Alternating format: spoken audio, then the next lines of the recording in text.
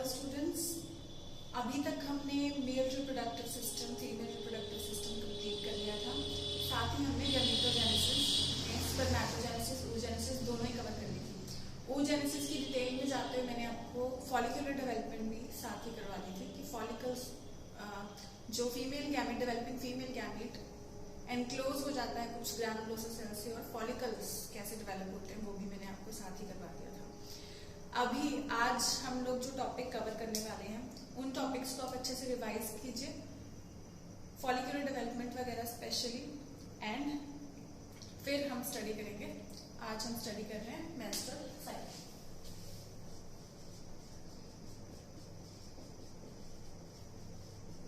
Menstrual cycle, menstrual cycle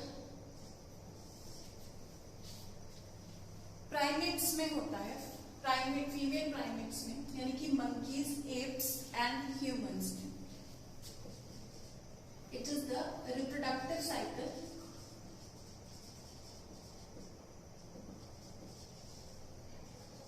in primates. By primates we mean monkeys, apes and humans. इसमें ये तीन categories आती हैं, ठीक है बच्चों। अब इसमें होता क्या है, what is exactly menstrual cycle? Menstrual cycle comprises some changes, reproductive changes, cyclic changes will be better word.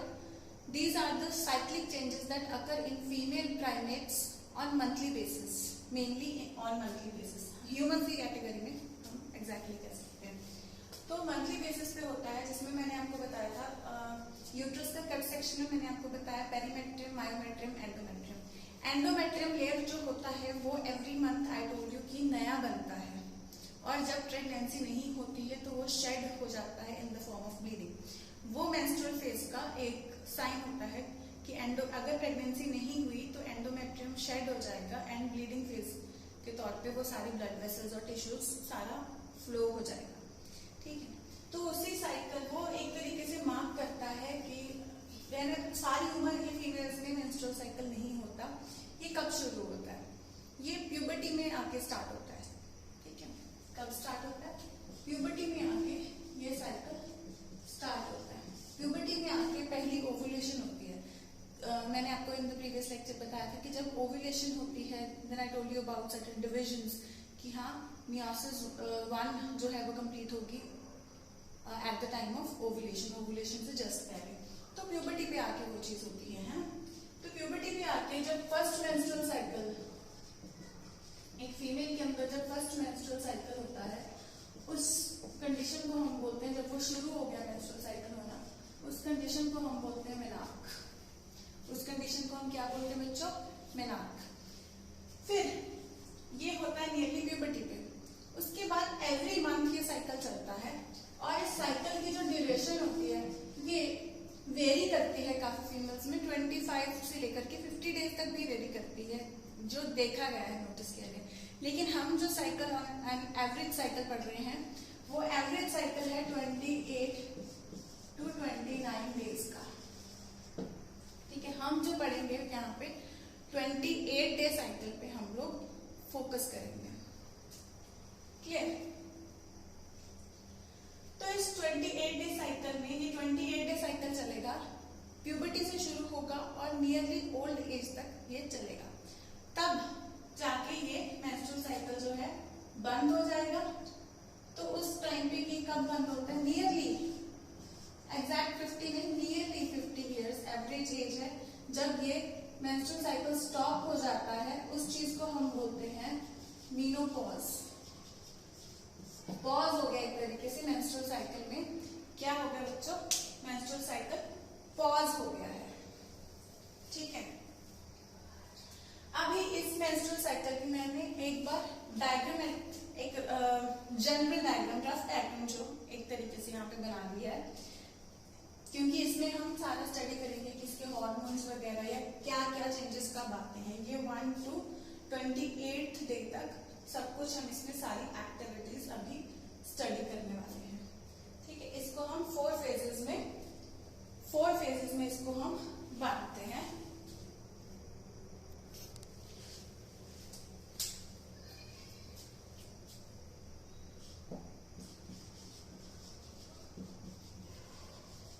Menstrual phase या ब्लीडिंग फेज, फिर होता है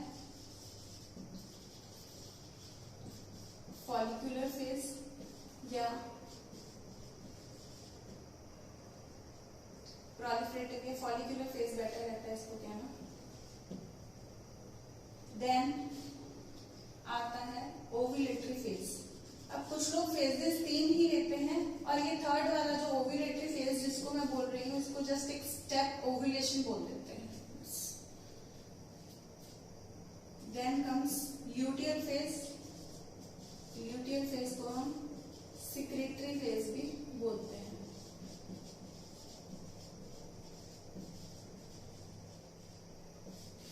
इसको मैंने आपको बताया प्रोलिफरेटिव फेज भी बोल सकते हैं। मेनली जब आप कंसेप्ट समझ जाते हो तो आपको इन नामों से ही समझ आ जाता है कि एक्टिविटीज जो है वो जनरली क्या एक्टिविटीज इसमें परफॉर्म हो रही है। ठीक है, अब अगर हम टेबल को देखें, साथ में फर्स्ट फेज की बात करें, तो मेंस्ट्रुअल फेज में या ब्लीडिंग फेज में एग्जैक्टली क्या हो रहा है। अगर आप यूट्रस का एक बार ग्रॉस एक रफ स्ट्रक्चर हम लोग देखें, तो मैंने आपको बताया पेरिमेट्रियम, मायोमेट्रियम और एंडोमेट्रियम। ये एंडोमेट्रियम का जो थिक पोर्शन बन रहा है, ये इस उम्मीद के साथ बन रहा है कि अगर प्रेगनेंसी हो जाती, एवरी मंथ नया बन रहा है, लेकिन अगर प्रेगनेंसी नहीं होती है तो ये सारा मटेरियल शेड आउट होके थ्रू वेजाइना बाहर आ जाता है। तो उस फेज को हम बोल रहे हैं, इसका फर्स्ट फेज मेंस्ट्रुअल फेज और ब्लीडिंग फेज। तो ये यहाँ पे हमने इसकी एंडोमेट्रियम की थिकनेस, ये जो नीचे वाला पोर्शन है, यहाँ पे हमने इसकी एंडोमेट्रियम की थिकनेस दिखा दी है। यहाँ पे ये वाला जो पोर्शन मैंने इस तरीके से शेड आउट किया है, ये एक तरीके से ब्लीडिंग शो की गई है इससे, कि इस फेज के अंदर पहले 5 दिनों के अंदर हम पहले 5 दिन जो फर्स्ट टू 5th डे, कुछ फीमेल्स में 3 दिन का ही होता है, ठीक है, तो 28 डे में से पहले 5 दिन हम कंसिडर कर सकते हैं कि ब्लीडिंग फेज के हो गए। अब ब्लीडिंग फेज क्यों हुई? क्योंकि वो फर्टिलाइजेशन नहीं हुआ। ठीक है, इस टाइम पे क्योंकि पता चल गया है कि there is no foetus going to come, तो यहाँ पे ये एंडोमेट्रियम शेड होकर ब्लीडिंग फेज हो गया। इसके लास्ट तक एंडोमेट्रियम बिल्कुल डिसॉल्व हो चुका, बिल्कुल शेड हो चुका, बिल्कुल सबसे कम थिकनेस है, तो यहाँ सबसे कम थिकनेस है। देन एज लेवल पे ये एस्ट्रोजन प्रोजेस्टेरोन भी लो लेवल्स हैं, और यहाँ पे एफएसएच और एलएच, जैसे मेल्स में भी एफएसएच एलएच प्रोड्यूस हो रही है एंटीरियर पिट्यूटरी से, फीमेल से भी प्रोड्यूस होते हैं, वैसे जीएनआरएच की स्टिमुलेशन से एफएसएच और एलएच प्रोड्यूस होते हैं।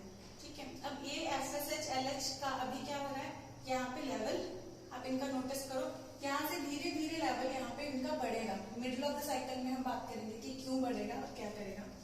देन इस फेज पे ये सब लो लेवल पे, क्योंकि पता चल गया है कि there is no pregnancy going to happen, तो जो भी एंडोमेट्रियम है वो ब्रेक डाउन होके थ्रू वेजाइना वो आउटसाइड आ जाएगा। ठीक है बच्चों, तो एंडोमेट्रियम आउटसाइड आ चुका है।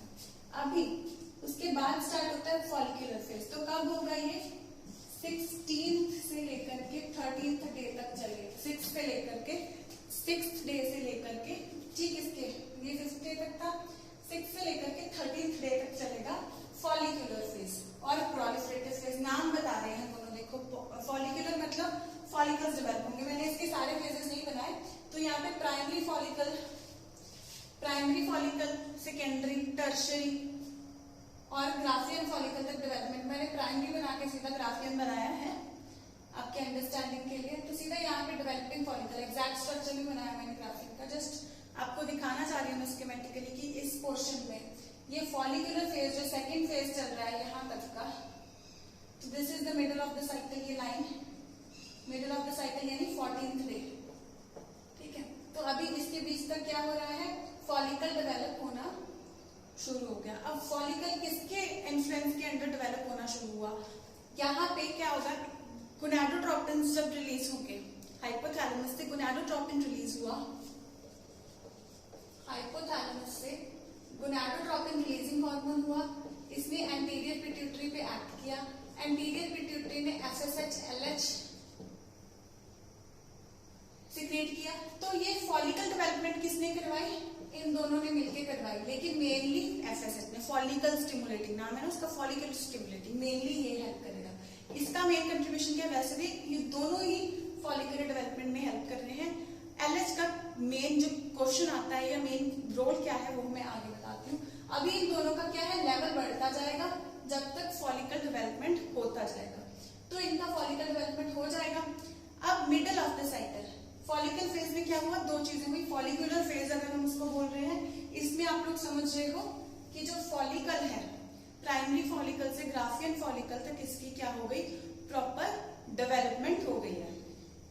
ठीक है, इसकी प्रॉपर डेवलपमेंट हो गई है। और अब ये फॉलिकल देखो सारी कैसे लिंक्ड है आपस में। FSH LH रिलीज हुए, FSH LH ने फॉलिकल डेवलपमेंट करवा दी सेकेंड फेज में ही। दूसरा इसका काम है, दूसरा इस फेज का नाम है प्रोलिफरेटिव फेज। तो प्रोलिफरेशन किसकी हो रही है? एंडोमेट्रियम की। तो अभी एक साइकिल खत्म हो गया, तो एंडोमेट्रियम इस उम्मीद के साथ कि नेक्स्ट मंथ अगर प्रेगनेंसी हो गई तो उसके लिए ये प्रोलिफरेशन करना शुरू कर देता है, थिक होना शुरू हो जाता है। प्रोलिफरेट होना यानी बढ़ना, तो प्रोलिफरेट होना बढ़ना शुरू हो जाता है, थिकन होना ये शुरू हो जाता है।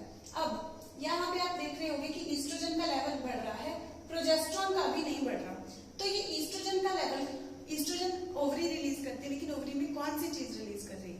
ये जो डेवलपिंग फॉलिकल है, ये जो डेवलपिंग फॉलिकल है जिनको हम ओवैरियन फॉलिकल्स भी कह देते हैं, ये रिलीज करते हैं ईस्ट्रोजन को। आप लोग अभी तक करते आए हो oestrogen progesterone released by ovaries, है ना? तो ईस्ट्रोजन ओवरी में कौन रिलीज कर रहा है? These ovarian follicles. ठीक है, अब ईस्ट्रोजन रिलीज हो रहा है। ईस्ट्रोजन यहाँ पे देखोगे आप लेवल हाई होता जा रहा है ईस्ट्रोजन का। इसके अलावा और क्या रोल है? Secondary sexual characters of females, तीखी आवाज, बॉडी शेप चेंजेस, वो सारे जो चेंजेस आने शुरू हो जाते हैं, फेमिनाइन कैरेक्टरिस्टिक्स जो आने शुरू हो जाते हैं प्यूबर्टी के बाद, उसके लिए भी ये रिस्पॉन्सिबल है बिसाइड्स द रोल हियर। ठीक है, तो अब फॉलिकल डेवलपमेंट होना शुरू हो गया, ईस्ट्रोजन बढ़ता जा रहा है, क्योंकि फॉलिकल जैसे जैसे फॉलिकल की डेवलपमेंट कंप्लीट होती जाएगी ईस्ट्रोजन का लेवल बढ़ता जाएगा। ठीक है, तो ये कहाँ पे हुआ? फॉलिकुलर फेज में। इसे हम प्रोलिफरेटिव भी कह रहे हैं क्योंकि एंडोमेट्रियम जो है वो प्रोलिफरेट कर रहा है, उसकी जो थिकनेस है वो क्या हो रही है? बढ़ रही है। और फिर आते हैं हम नेक्स्ट फेज, ओव्यूलेटरी फेज, या इसको सिंपल हम ओव्यूलेशन भी बोल सकते हैं। Ovulation occurs on 14th day, sharp 14th day, middle of the cycle. 28 day cycle है, मिडिल ऑफ द साइकिल में 14th डे पे ओव्यूलेशन हो जाता है। ये एक बहुत ही ज्यादा इंपॉर्टेंट क्वेश्चन है। 14th डे पे ओव्यूलेशन होती है। अब 14th डे पे ओव्यूलेशन क्यों हो रही है? अभी तक जो हम बात कर रहे थे कि ठीक है, पहले 5 दिन क्योंकि प्रेगनेंसी नहीं हुई थी तो एंडोमेट्रियम फ्लो कर गया, ब्लीडिंग फेज था या मेंस्ट्रुअल फेज था, और इस टाइम पे ईस्ट्रोजन प्रोजेस्टेरोन अभी शुरू होंगे उसके बाद में। देन अभी उसके बाद का जो फेज आता है अपना फॉलिकुलर फेज या प्रोलिफरेटिव फेज। फॉलिकुलर फेज में फॉलिकल डेवलपमेंट हो रही है under the influence of FSH and LH released by anterior pituitary, and these developing follicles also release estrogen, जिसका लेवल यहाँ पे हम बढ़ता हुआ देख रहे हैं। फिर अब बढ़ता हुआ अभी FSH LH, मैंने इस फेज में फॉलिकुलर में आपको FSH LH अभी बढ़ रही हैं, तो बढ़ रही हैं, बढ़ते बढ़ते ये जो 14th डे आ जाता है, इस 14th डे पे ये जो होता है FSH और LH अपने सबसे ज्यादा हाई लेवल पे होते हैं। FSH और LH फॉलिकल स्टिमुलेटिंग हार्मोन और ल्यूटिनाइजिंग हार्मोन अपने सबसे हाई लेवल पे होते हैं। इस केस में ध्यान दें, जैसे मेल्स में हमने LH को ICSH भी बोल दिया था, इस केस में हम ICSH इसको नहीं बोल सकते हैं क्योंकि वहां पे interstitial cell stimulating hormone, interstitial cells को स्टिमुलेट कर रहा था, इसीलिए बोला था। यहाँ पे नहीं बोलेंगे, यहाँ पे इसको LH या ल्यूटिनाइजिंग हार्मोन ही बोलेंगे। इस केस में अब क्या होगा, जो अब दोनों FSH और LH अपने हाई पीक पे है, लेकिन मैंने जैसे पहले आपको बताया कि FSH का मेन रोल था फॉलिकल डेवलपमेंट, दोनों ने करवाया था, लेकिन मेनली FSH का था। फिर से अब एक एक्टिविटी होगी, यानी कि कौन सा फेज? थर्ड फेज होगा, ओवुलेशन हो जाएगा। ये ग्राफियन फॉलिकल अब रिलीज कर देगा एग को, तो एग को जब वो रिलीज कर देगा, मैंने आपको बताया था ये किस चीज को रिलीज करता है, ये सेकेंडरी oocyte को रिलीज करता है। और बाकी का हिस्सा जो होता है इसका बचा हुआ ग्राफियन फॉलिकल का बाकी का हिस्सा जो है वो क्या बना देगा, कॉर्पस ल्यूटियम। कॉर्पस ल्यूटियम मैंने कुछ हद तक आपको ये पिछली किसी वीडियो में बताया था। देन कॉर्पस ल्यूटियम ये चीज सेकेंडरी oocyte फर्टिलाइजेशन के लिए जाएगी और बाकी का हिस्सा कॉर्पस ल्यूटियम बनाएगा। कॉर्पस ल्यूटियम आगे बढ़ेगा। अभी 14th डे पे हुआ क्या है, 14th डे पे जो मेन चीज हम बात कर रहे हैं ओव्यूलेटरी फेज पे, 14th डे LH सर्ज बोलते हैं हम इस चीज को। FSH और LH दोनों अपनी हाई पीक पे पहुंच गए हैं। मेन पॉइंट सुनो, FSH LH दोनों अपनी हाई पीक पे पहुंच चुके हैं और LH सर्ज के कारण दोनों इस टाइम सर्ज पे हैं, दोनों हाई पीक पे हैं, लेकिन मेनली जो ओवुलेशन कॉज करता है वो LH है। पूरा ये सेंटेंस इस सेंटेंस को एक तरीके से रट लो क्योंकि इस पे क्वेश्चन बार बार आता है, LH कॉजेस ओव्यूलेशन। तो बच्चे फिर से करके आते हैं, LH और FSH में कंफ्यूज हो जाते हैं, लेकिन इस सेंटेंस को जस्ट बांध लो अपने दिमाग के साथ, बार बार लिखते रहो, बार बार लर्न करते रहो, बिकॉज ये क्वेश्चन आता ही आता है। LH causes ovulation. इस middle of the cycle 14th day पे LH FSH दोनों पीक पे होंगे, लेकिन LH के लिए हम टर्म यूज करें LH सर्ज, क्योंकि सबसे ऊपर है LH सर्ज। तो LH सर्ज होने के कारण LH surge results into, LH का जो इतना हाई लेवल है दैट रिजल्ट्स इनटू ओवुलेशन या release of the secondary oocyte from the Graafian follicle. Graafian follicle से सेकेंडरी oocyte रिलीज हो गया और उसका जो बाकी का हिस्सा है वो बन गया कॉर्पस ल्यूटियम। ठीक है, तो यहाँ पे हम क्योंकि ओवुलेशन हो चुकी है, ये चीज हो चुकी है, फेलोपियन ट्यूब के अंदर ये रिलीज हो चुका है। अब हम आते हैं अगले फेज पे, ल्यूटियल फेज या सेक्रेटरी फेज। क्योंकि अभी वो जा रहा है फेलोपियन ट्यूब में, तो अभी उम्मीद है कि प्रेगनेंसी हो सकती है, उसके साथ फर्टिलाइजेशन हो सकती है एग के साथ। तो अभी 4th फेज या लास्ट फेज में बॉडी क्या तैयारी करेगी, ल्यूटियल फेज बोल रहे हैं। ल्यूटियल से आपको ध्यान में आ रहा होगा, यहाँ पे बना है कॉर्पस ल्यूटियम। तो ये कॉर्पस ल्यूटियम का फेज है। क्या करेगा कॉर्पस ल्यूटियम, यहाँ पे कॉर्पस ल्यूटियम रिलीज करेगा हार्मोन प्रोजेस्टेरोन। तो अब जब कॉर्पस ल्यूटियम बन गया है, जैसे ये बनता है इसके बाद अब देखो यहाँ पे प्रोजेस्टेरोन का लेवल जो है बिल्कुल बढ़ता जा रहा है। यहाँ तक प्रोजेस्टेरोन का लेवल लो था, प्रोजेस्टेरोन का लेवल बढ़ा कब, जब कॉर्पस ल्यूटियम बन गया। जब कॉर्पस ल्यूटियम बन गया तो प्रोजेस्टेरोन का लेवल हाई पीक पे पहुंच गया। तो ये प्रोजेस्टेरोन अब क्या करता है, ये जो एंडोमेट्रियम, अभी तक क्या था, एंडोमेट्रियम बनना शुरू हो गया था फॉलिकुलर के टाइम पे और उस टाइम से बन ही रहा है। तो अभी एंडोमेट्रियम की थिकनेस, क्योंकि एग उधर से रिलीज हो गया, उधर एंडोमेट्रियम की थिकनेस पूरी बन गई, इस उम्मीद के साथ कि इफ प्रेगनेंसी हैपेंड। तो इफ प्रेगनेंसी हैपेंड और इधर कॉर्पस ल्यूटियम ने प्रोजेस्टेरोन रिलीज कर दिया, क्योंकि ये प्रोजेस्टेरोन क्या करता है, एंडोमेट्रियम की थिकनेस को मेंटेन करके रखता है। प्रोजेस्टेरोन क्या करता है, एंडोमेट्रियम की थिकनेस को मेंटेन करके रखता है। ठीक है, तो इस तरीके से ये एंडोमेट्रियम की थिकनेस मेंटेन रहेगी। ल्यूटियल फेज बोल रहे हैं कॉर्पस ल्यूटियम। सिक्रेटरी फेज, क्योंकि यहाँ पे सिक्रीशन हो रही है हार्मोन की, प्रोजेस्टेरोन की, जो कि इसको मेंटेन करके रखता है एंडोमेट्रियम को। लेकिन यहाँ पे हो गया कि एंडोमेट्रियम मेंटेन रहेगा। अगर प्रेगनेंसी हो गई तो यहाँ पे ये मैंने नीचे जाकर दिखाया, अगर प्रेगनेंसी हो गई तो एंडोमेट्रियम भी यूं रहेगा, प्रोजेस्टेरोन का लेवल यहाँ पे पहुंच गया, ये भी फ्लैटन रहेगा। लेकिन अगर प्रेगनेंसी नहीं हुई तो ये हाई पॉइंट पे ये भी नहीं रहेगा, एंडोमेट्रियम भी हाई पॉइंट पे नहीं रहेगा। फिर अगर प्रेगनेंसी नहीं हुई तो यहाँ पे फर्स्ट फेज वापस आ जाएगा। ये जो एंडोमेट्रियम है ये ब्रेक कर जाएगा ब्लीडिंग फॉर्म में और फिर से पहला वाला फेज वापस आ जाएगा। लेकिन अगर प्रेगनेंसी हो गई तो एंडोमेट्रियम की उसको जरूरत होगी उसके अंदर एम्बेड होने के लिए और नरिशमेंट के लिए। अगर प्रेगनेंसी हो गई तो मेंस्ट्रुएशन फेज नहीं होगा। So lack of bleeding phase, lack of bleeding phase और menstrual phase may indicate pregnancy। हमेशा नहीं होता है लेकिन it may indicate pregnancy। और क्या कारण हो सकते हैं ब्लीडिंग फेज ना होने के? कोई डिजीज हो सकता है, कोई स्ट्रेस ज्यादा हो जाए उसके कारण भी ये हो जाता है।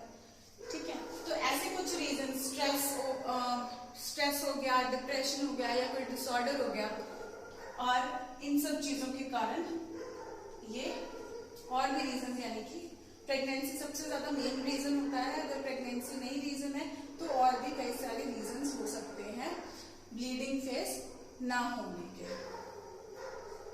क्लियर? तो this is all about 28 days. तो यहाँ पे अगर ये 14th डे हो रहा है तो ये जो ल्यूटियल फेज या सिक्रेटरी फेज है, आप अज्यूम कर सकते हो कि ये 15 से लेकर के 28th डे तक होता है। ठीक है, एक बार आप इस चीज को देखिए और जो मैंने बोला है जरा उसको रिवाइज करें।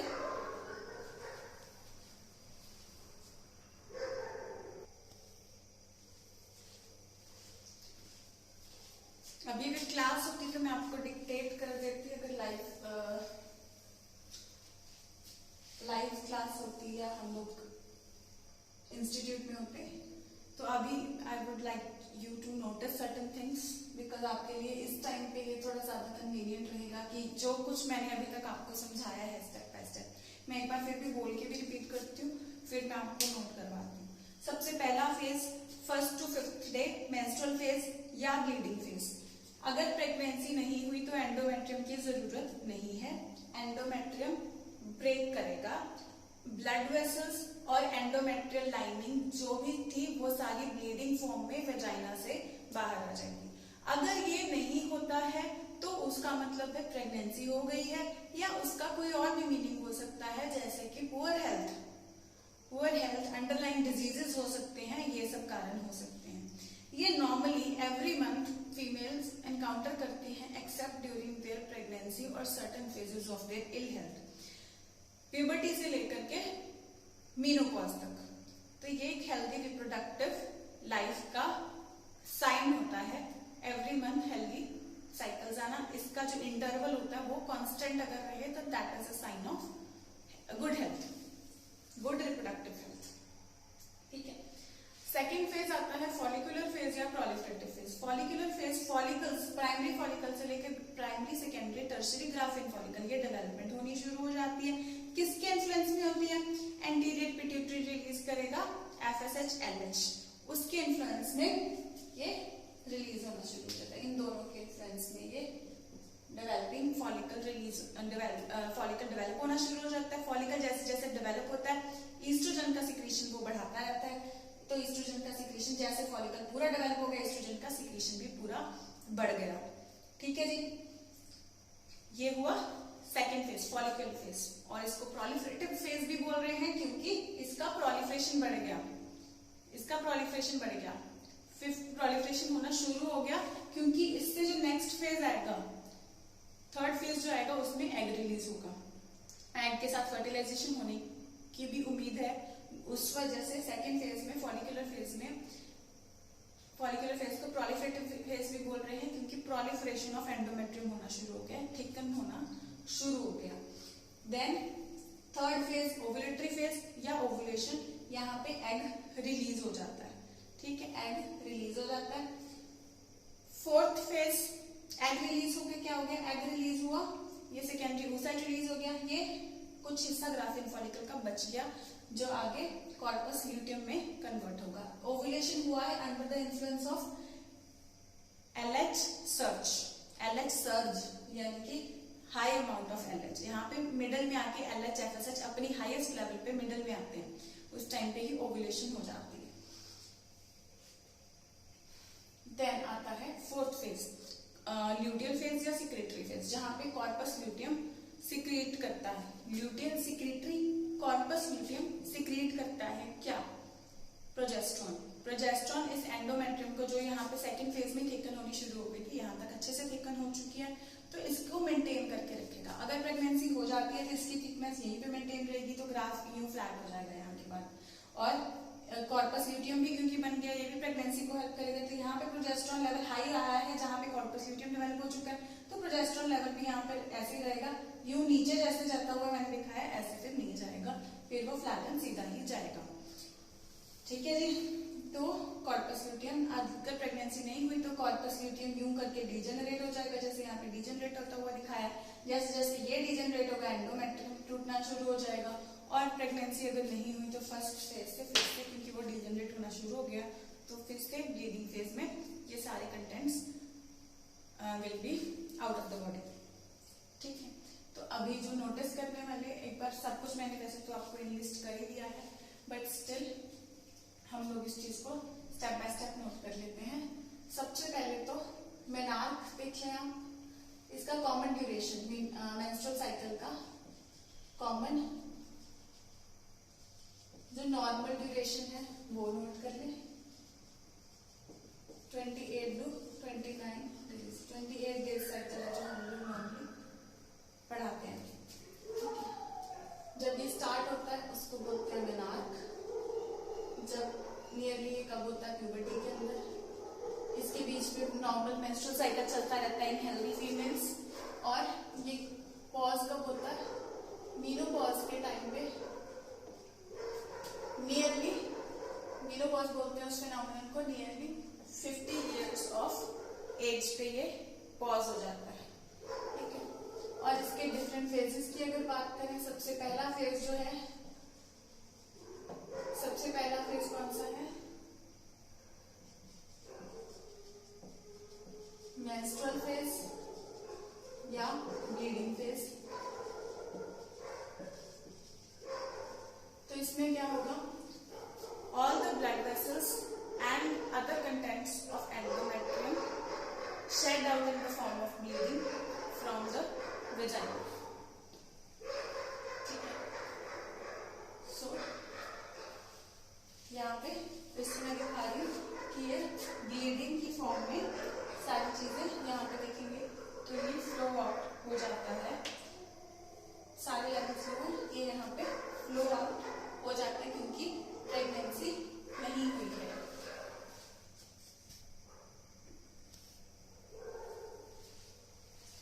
तो मेंस्ट्रुअल फेज या ब्लीडिंग फेज में आप नोटिस करेंगे flow results due to breakdown of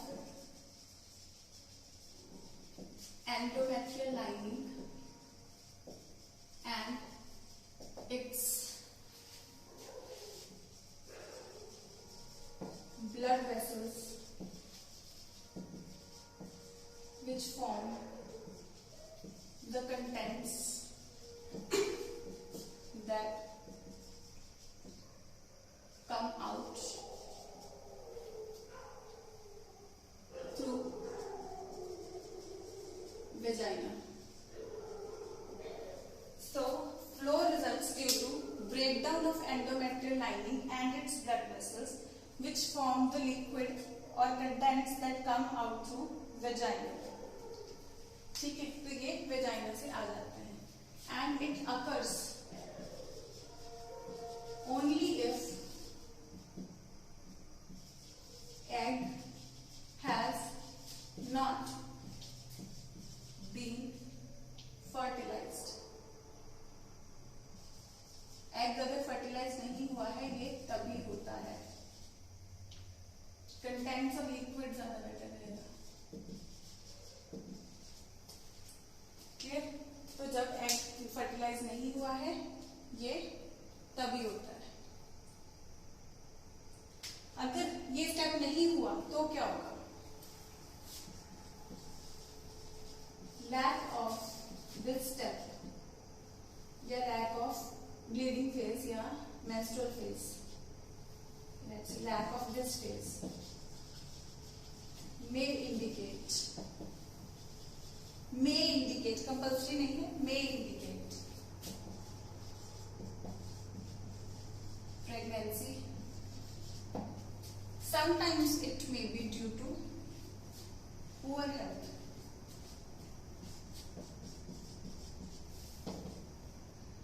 Poor health may also be the cause.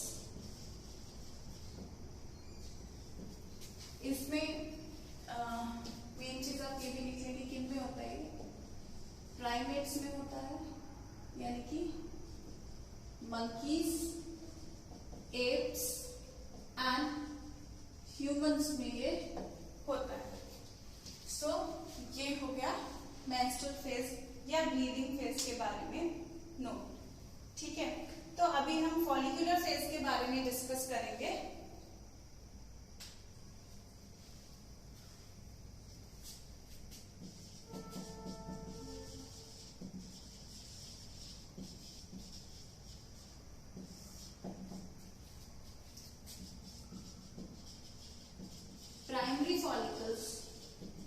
Primary follicles पहले ही बन चुके थे एम्ब्रियोनिक डेवलपमेंट के टाइम पे। तो primary follicles develop into fully mature Graafian follicle.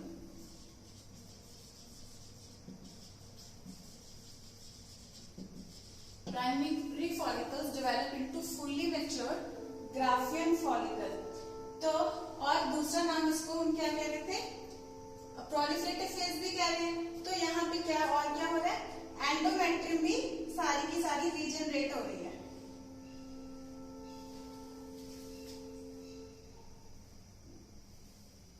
Also called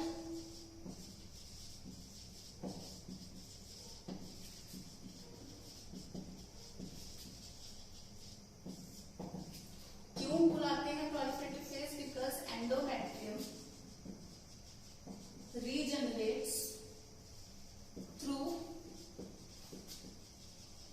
proliferation। और ये सारे स्टेप्स होते किसके अंदर है, these steps occur under the influence of, तो ये चीज आप नोटिस कर ले, these steps occur under the influence of pituitary and ovarian hormones। I need to rub this।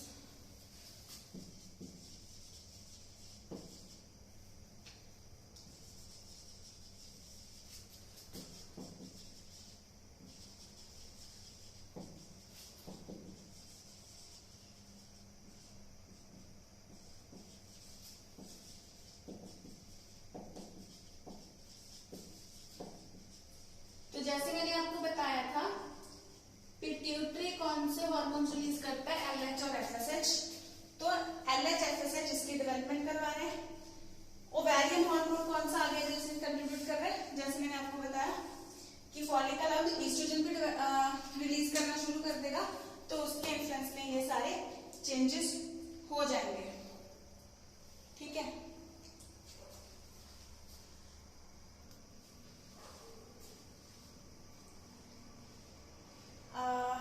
I will make you write this thing। वैसे जैसे हमने वहां पे इसके नीचे लिख लें यहाँ पे। ठीक है, फिर मैं फोर्थ फेज के लिए बोर्ड ड्रॉप करूंगी। हाइपोथैलेमस क्या रिलीज कर रहा था, गोनाडोट्रोपिन रिलीजिंग हार्मोन। तो ये आप कर रहा था किस पे, एंटीरियर पिट्यूटरी पे। यहाँ पे आपको याद हो चुका है। देन इसके आगे रिलीज एंटीरियर पिट्यूटरी करता है एलएच और एफएसएच। तो ये वाले जो फेजेस हैं ये कराते हैं फॉलिकुलर डेवलपमेंट, फॉलिकुलर डेवलपमेंट कराते हैं। तो अब जब फॉलिकल डेवलप हो गए हैं, LH FSH cause follicular development and developing follicles, जैसे जैसे वो डेवलप हो रहे हैं तो डेवलपिंग फॉलिकल्स क्या रिलीज करते हैं,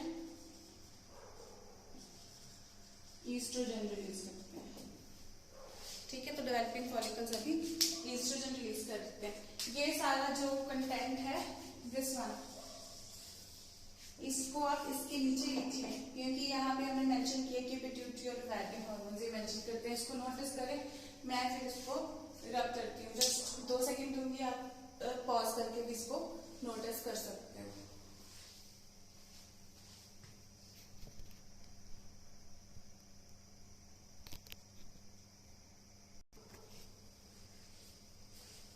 तो अभी हम थर्ड फेज के बारे में डिस्कस करेंगे, ओव्यूलेटरी फेज। इसको ऐसे नोटिस, ओव्यूलेटरी फेज का तो नोटिस कर लें, बिकॉज वहां पे जस्ट बता दिया गया है कि 14th डे ओव्यूलेशन हो जाता है। एनसीईआरटी में इतना क्लैरिफाई नहीं किया गया इस चीज को।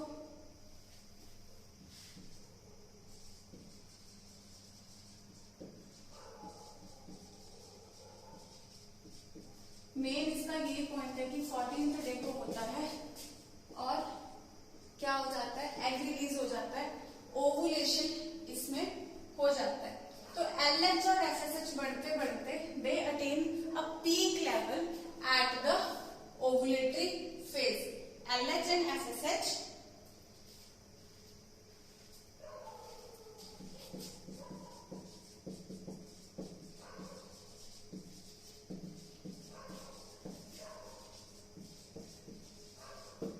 LH and FSH attain a peak level और क्या होता है, LH सर्ज हो जाता है। LH सर्ज मतलब increasing level of LH attain the peak level या highest level on this 14th day, तो उसको हम बोल रहे हैं LH सर्ज। मैं एक बार कैपिटल में लिख देती हूँ, LH सर्ज। वैसे आपको LH कैपिटल में लिखना है और इसको स्मॉल में लिखना है, जस्ट स्पेलिंग्स क्लियर करने के लिए। SURGE सर्ज का मतलब होता है बिल्कुल पीक पे पहुंच जाना।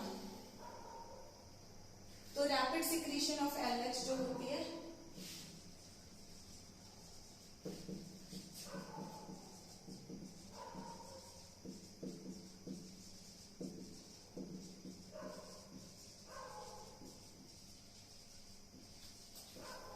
attain a peak level at the 14th day।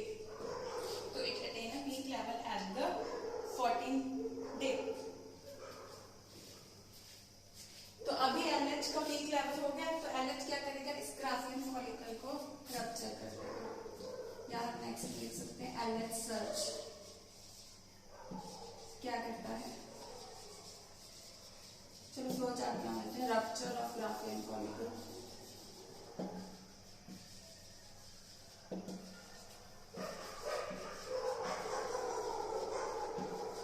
Release of secondary oocyte fragment, और इस स्टेप को हम बोलते हैं ओवुलेशन। रिलीज को हम क्या बोलते हैं बच्चों, ओवुलेशन बोलते हैं। क्लियर? तो ये है हमारा मेन इसका ओवुलेटरी फेज।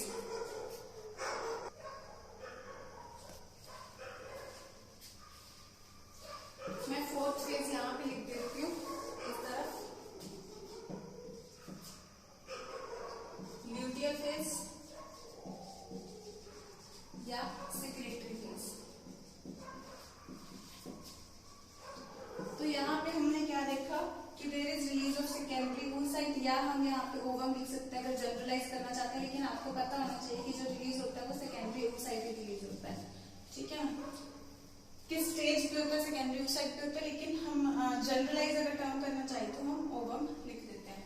तो अभी ल्यूटियल फेज या सेक्रेटरी फेज जो इससे नेक्स्ट आएगा, ये 14th डे पे था, तो ये 15th से 28th यानी कि लास्ट डे तक हम इसको अज्यूम कर सकते हैं। तो यहाँ पे क्या हुआ, ग्राफियन फॉलिकल ने एग तो रिलीज कर दिया, लेकिन उसके बाकी parts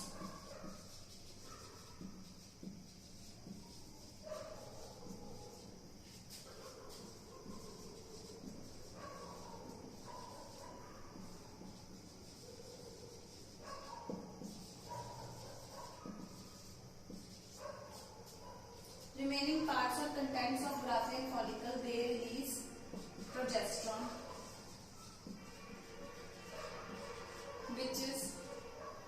which maintains endometrium, maintains thickness of endometrium,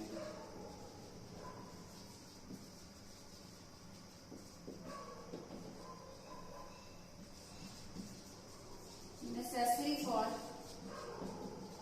implantation। Implantation का मतलब है इसके साथ ही एम्बेड, इम्प्लांट इसके अंदर वो एम्बेड हो जाएगा फीटस, जो इन फ्यूचर जो फीटस होगा।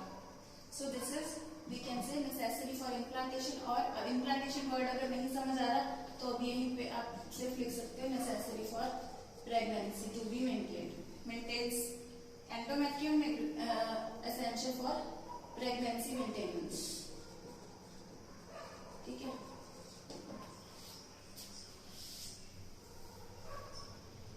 और ये सारे फेजेस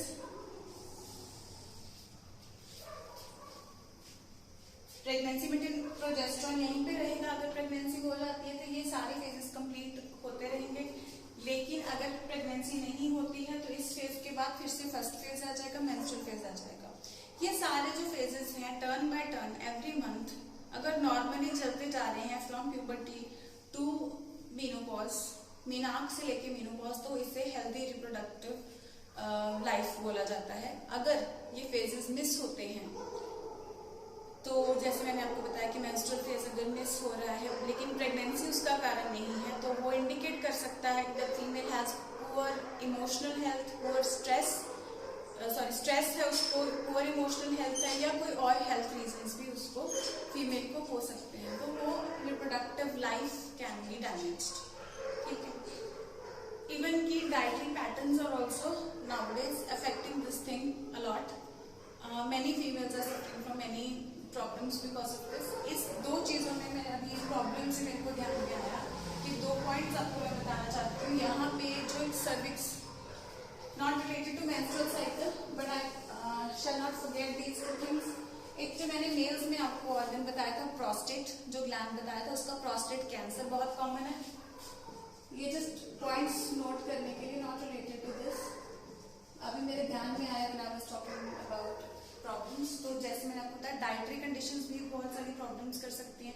पीसीओएस यानी कि पीसीओएस से जो कॉमन प्रॉब्लम आजकल चल रही है, पीसीओएस एंड पीसीओडी, इसमें क्या होता है कि काफी सारे अल्सर्स जो हैं यूट्रस में अल्सर्स वगैरह बनने शुरू हो गए हैं। एंड माना ये जा रहा है कि जो हमारे डाइटरी पैटर्न्स भी इसके लिए काफी हद तक रिस्पॉन्सिबल हैं, बट डिफरेंट इडियोपैथिक रीजंस भी हो सकते हैं, यानी कि काफी सारे कारणों का अभी तक हमें नहीं पता है। और इसमें जो 2 पॉइंट्स मैं इसके अलावा आपको बताना चाह रही हूँ, प्रोस्टेट ग्लैंड है जो मेल्स में, उसका प्रोस्टेट कैंसर बहुत कॉमन है, और जो सर्विक्स रीजन है फीमेल्स के अंदर, उसके अंदर सर्वाइकल कैंसर, ये वो कैंसर है। सर्वाइकल कैंसर जो है ये ऑल ओवर द वर्ल्ड बहुत ज्यादा फीमेल्स में बहुत ही ज्यादा कॉमन पाया जाता है, सर्वाइकल कैंसर। ठीक है, सर्वाइकल कैंसर सर्विक्स का कैंसर है। ठीक है, कुछ बच्चे गर्दन से रिलेट कर जाते हैं, ये यूट्रस का जो सर्विक्स पार्ट है उसकी बात की जा रही है, उसके अंदर कैंसर हो जाता है, तो cervical cancer is very common. तो इन सभी डिसऑर्डर्स में जैसे मैंने आपको कुछ रीजंस बताए, पीसीओएस जिसमें इसके अंदर एक तरीके से रसौली वर्ड आप लोगों ने सुना होगा, वो बननी शुरू हो जाती है यूट्रस के अंदर। तो ये सारे फेजेस में भी मेंस्ट्रुअल फेज जो होगा वो बहुत अफेक्टेड नजर आएगा। काफी सारी फीमेल्स दे कंप्लेन कि उनको पैटर्न सही नहीं आ रहा है, जो 28 डे साइकिल है वो करेक्टली नहीं हो रहा होता, तो वो एक तरीके से then when they report to doctor, तो हार्मोनल लेवल्स भी बहुत ज्यादा डिस्टर्ब हो चुके होते हैं, एंड देन पीसीओएस की प्रॉब्लम उनमें नोटिस की जाती है। तो इस तरीके से ये इसका एब्सेंस कुछ डिजीज को डायग्नोज करने में भी हमें हेल्प कर रहा है। देन कुछ चीजें जो इनकंट्रोलेबल है, एनसीईआरटी में एक कॉलम ऐड किया गया है मेंस्ट्रुअल हाइजीन के ऊपर कि how females should maintain their menstrual hygiene. So during menstruation they should bath regularly, they should clean their bodies regularly, and जो प्रॉपर सैनिटरी नैपकिन्स वगैरह है their use should be regular and they should be changed after every 4 and 5 hours, 4 to 5 hours. So उस column को भी आप read करें। And proper maintenance of a healthy reproductive society, reproductively healthy humans will totally make a proper reproductively healthy society। ठीक है, इस chapter को complete, अभी हमारा चैप्टर पेंडिंग है, इस चैप्टर को कंप्लीट करने से अगला चैप्टर ही हमारा रिप्रोडक्टिव हेल्थ के ऊपर ही आएगा, which is health is actually a major concern of the society, जिसमें से कि रिप्रोडक्टिव हेल्थ की भी हम उस चैप्टर में बात करेंगे। So this was about the 4 phases, और मैंने कुछ समरी पॉइंट्स भी आपको बताए कि अगर ये एब्सेंस होता है तो क्यों होता है। ठीक है, मीनाक मेनोपॉज वाले जो कुछ एक्स्ट्रा पॉइंट्स भी जो मैंने जस्ट डिक्टेट कर दिए उनको भी नोटिस कर रहे हैं आप। ठीक है, एंड इस टॉपिक को रिवाइज करें। Menstrual cycle is one of the most important topic. आपको ये डायग्राम जो है ये भी थोड़ा बहुत बनाना आना चाहिए, बहुत एग्जैक्ट एक्यूरेट नहीं, थोड़ा बहुत आपको ये बनाना आना चाहिए। हो सकता है एग्जाम में आ जाए, 5 मार्क क्वेश्चन में भी कई बार ये बोर्ड एग्जाम में भी आ जाता है, MCQ point of MCQ point of view के लिए तो इम्पोर्टेंट है ही, जैसे मैंने सबसे इम्पोर्टेंट बताया आपको एलेक्स सर्च कॉजेज ओव्यूलेशन, तो ये वाला पॉइंट तो रिपीटेडली पूछा जा ही रहा है। और भी कब किस फेज में हार्मोन लेवल का क्या चेंजेस आते हैं, अगर प्रेगनेंसी हो गई तो प्रोजेस्टेरोन लेवल क्या रहेगा, तो वो जो पॉइंट्स मैं साथ साथ बोलते रही हूँ, इस लेक्चर को जरा रिवाइज कर लें। All the best class.